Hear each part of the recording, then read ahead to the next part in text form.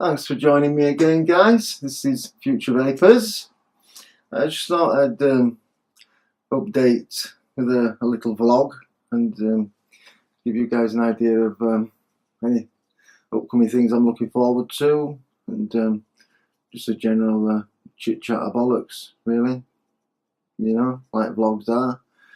I'm looking forward to the Vapor Expo in Birmingham. I'm looking forward to. Hopefully it'll live up to Vape Jam in London, which I enjoyed immensely. I'll be going down there and taking a camera, bringing back some shots for you guys. And all you guys who couldn't make it know what went on down there. Hopefully you will be able to make it. And what else do we want to talk about today? That's what I was going to have a little rant or natter about. Some of the pros and cons of the vape business. Some of the pros and cons. A lot of the pros are actually cons. A lot of the cons are actually pros. You know, for example, one of the cons is the fact that you'll go out and buy yourself a new mod. A brand spanking new mod, the latest and greatest, and then by the time you get the mod home, they've brought out a version 2 or a mini, or they've updated it, which, you know, is can be a bit irksome if you've just gone and spent your hard-earned dollars on a you know, the best new mod from anything, for example, with the MPV, and then 2 months later they bring out the MVP Pro with twice the power. But it's also a pro because it's bringing out new and better mods and pushing forward innovation and giving us a better vape. So pros and cons, you know, pros and cons. I think sometimes vapors were his own worst enemies, or a small proportion of us is not making the rest of us look great, because the vast majority of vapors, 90% of vapors, are vaping to stop smoking, and they'll get themselves something like an iStick 20 or 30, or a spinner, and a Nautilus mini, something like that. Vape away at 10-11 watts. It gets them off the cigarettes and they do fine, and they're happy vaping away like that ad infinitum. But a small majority of vapors, I'm not having a dig at the suburban crowd. I like to blow clouds. I'm not very good at it. I blow measly clouds, but there is something satisfying about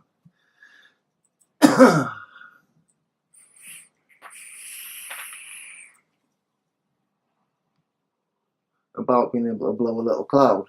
And obviously you get more flavour. You want to get more flavour, and dripping on low ohms at high wattages really does bring out the flavour. But all the videos you see online of people blowing huge clouds, the non-vaping or non-smoking crew then go online and see these, and it puts everything in a bad light, because they think, oh look, that's got to be smoking, that can't be good for you. Look at those huge clouds he's blowing, how can you say that's not unhealthy? And also the e-juices, sometimes how they package them, you know, when all adults were above the age of 18, you know, or if we're not, fuck off, you shouldn't be watching. But you know, we're all adults, we can read what's in the juice, so we don't need it to be packaged brightly coloured like sweets, or, you know, and that can work against us when some firms are packaging them in that way. You know, it would be much better if you package them more sophisticated.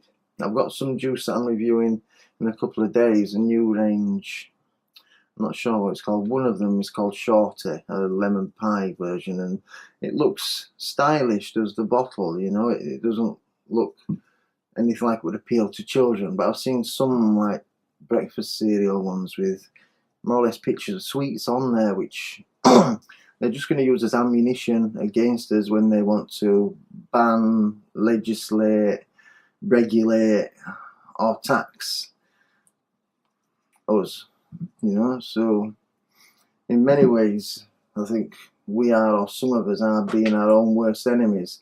You know, you've got to think before you vape, or think while you vape, and you know, if you want to keep on vaping, then you've got to vape responsibly. I suppose. Anyway, I'm going off in a mad tangent now. I was talking about pros and cons of the vaping industry. You know, the innovation really is a massive pro. You know, they're bringing out new technology, new, better ways to make our vape a better experience. But as I touched on earlier, that could be a con if you bought a mod and then they've upgraded it later on. But yeah, it is it is a fast moving industry, and it's good to see that they are working on bringing out new mods for us. But as they do bring out all these new mods and everything, everybody then jumps onto the bandwagon. If somebody innovates, like, you know, usually, well, it was Aspire who innovated with, well, originally the Nautilus with the air control, and you know, and then everybody jumped on board with the glass tanks, the air control, and made tanks like that, and we bombarded with them kind of tanks. And then they shook the market again by bringing out the Atlantis, which brought sub-ohm vaping to the masses. And then everybody brought out a sub-tank this, and your sub-tanks everywhere. And then obviously now it's temperature control. Evolve, who were always at the forefront of vaping technology, and Yeehee, who were also at the forefront, brought out temperature control, and now everybody is bringing out temperature control. I'm sure within the next 6 to 8 weeks we'll have more temperature control mods than you could throw a stick at. Whether a lot of them will work, I don't know. You know, as we've seen from the Smock M80 Pro, it doesn't seem to have temperature control at all. I'm very interested to see the e-cig temperature control mod that they have coming out. If you look on YouTube, e-cig George, I'll put a link down below. He's got a little YouTube video out showing you a mod that e-cig are releasing, and they claim that it does temperature control on Canthil, nichrome, nickel, the works. I don't know, the mod that he actually used looked quite good. It was like a box mod, a bit like an MVP. The tank here and the button there, and then it had a screen on the top edge next to the tank. So you see, you'll be able to vape it and look maybe a little out of focus, but you close one eye and see the temperature of your coil fluctuating, which, yeah, I thought it was good. Maybe if it had two screens, a screen on the side to do your adjustments and to set your vape, and then a little screen on the top to keep it. Yeah, I thought it was quite good having a screen on the top. Whether that screen will still be there in the final production model, I don't know. Hopefully, but we'll see. But if they have managed to make temperature control that works with nichrome, then hats off to them. Hats off to them. Also, I can't wait for Aspire to bring out a temperature control coil for their Atlantis tank, and hopefully, fingers crossed, for the Nautilus. You know, a temperature control coil for the Nautilus would be great. You know, for all the 90% of vapors, you know, who don't want to get dry hits and they want to know when the juice has run out and not waste any juice, then that would be a good idea. And Aspire sells 200,000 a week, I'm led to believe, coils for the Aspire Nautilus. So I think doing a temperature control coil for that would be a good idea, but definitely they need to do one for the Atlantis, as Kanga did for the sub tank. I reviewed this earlier in the week, and this is a very good vape, just as good as their Canthil coils, but the third party Atlantis coils by Vape Only didn't live up to the original Atlantis coils. So I'm hoping Aspire bring out their own temperature control coil, and yeah, so that's what I'm looking forward to. Innerkin's temperature control. Hopefully some temperature control coils from Aspire, and maybe some new, well, I'm sure we'll be bombarded with temperature control coils. They've flooded the market with sub-ohm coils, which is another con of the e-cig market. You know, once something comes out, they just flood the market with it. You know, gives consumers choice, I suppose. So that con could be a pro. There's 6 and 2 3s, swings and roundabouts. It's from whichever point of view you're looking at, I suppose. You know, but yeah, I think, you know, if they innovate as much as they possibly can and get as far as they possibly can and bring out as much as they possibly can before regulation hits and they have to stop or pull back or anything like that, because it is coming. It started in some states in the US. I think Ontario now have some vaping regulations. I've seen an interesting post up on Facebook. I think Tia Vapes put it up, that the plans for most of the states in the US about, you know, how much, you know, what they wanted to tax, how many cents per mil and such. I'll try and put a link to that in the box below, so you can have a perusal of that yourself, and it's quite interesting reading. And obviously over here in the UK and Europe we have the Tobacco Products Directive, the TPD, to worry about, which, well, now the Conservatives have won the election. They've no reason to avoid the question, and I'm sure they're going to come out soon and say, yes, there's money to be made, we're going to tax e-juice like crazy, and we're going to start seeing duty bands around the top of our e-juice bottles, and the price is going to double or triple. Hopefully not, but I can't see them missing out on that money. Hopefully that's all it will be, a bit of tax. Hopefully it won't be heavier legislation like people are fearing, where they're saying we'll be back to vaping, you know, cigalikes, because it just doesn't compare. You know, an SX Mini with a dot mod RDA with a nickel build at 0.05.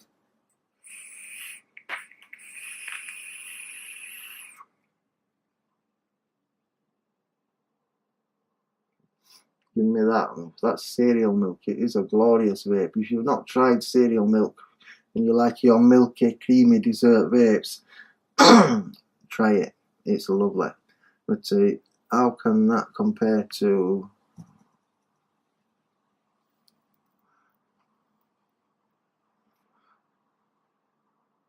that?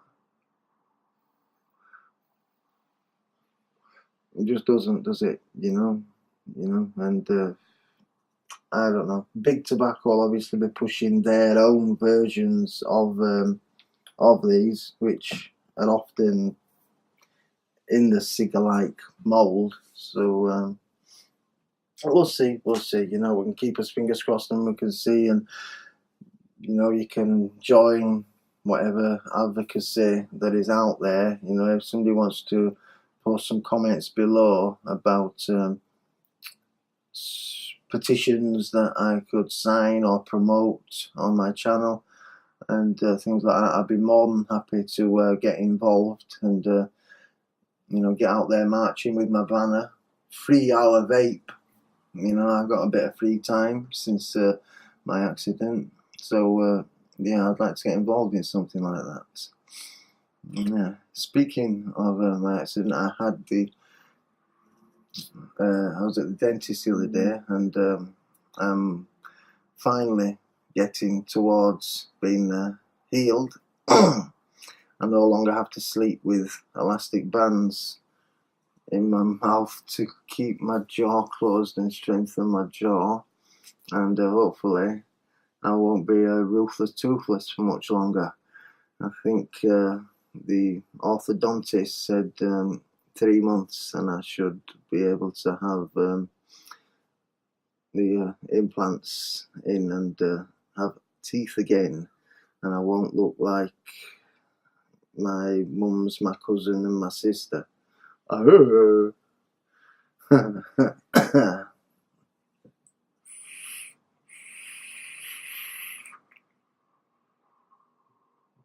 do you think of the flowers, guys? You like them? I just thought, you know, make it look nice, you know, flowers, vaping, liven it up, you know. You think they're good, you think they're bad, shall I get rid of them?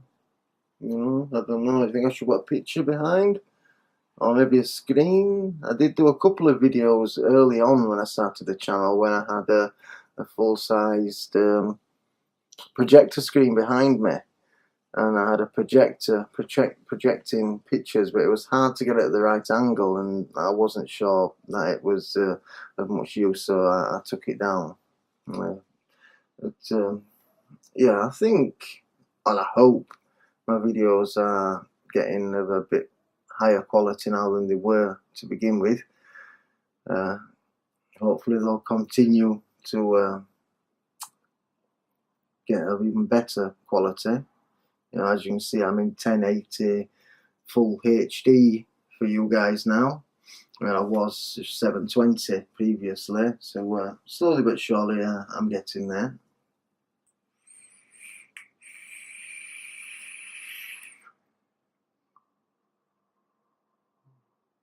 Who knows? One day, the English Pibasado. I wish.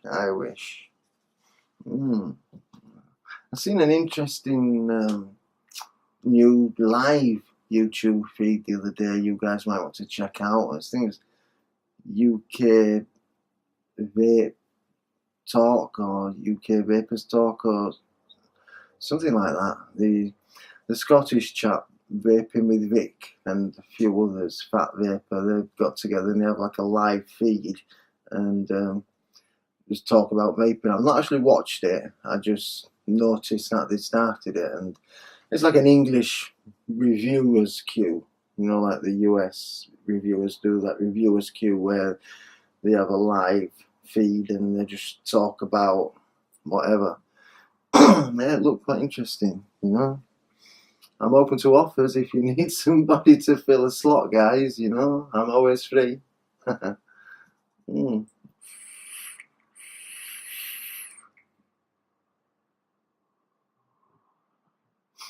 Anyway, guys, I think that's enough of me talking nonsense. I'll let you get on with something more important, and I'll just sit here and enjoy my vape.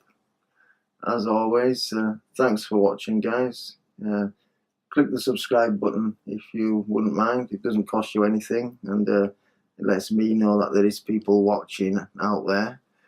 And if you found the video at all useful, or even if you haven't, give us a like, folks. I need it. It's for my ego.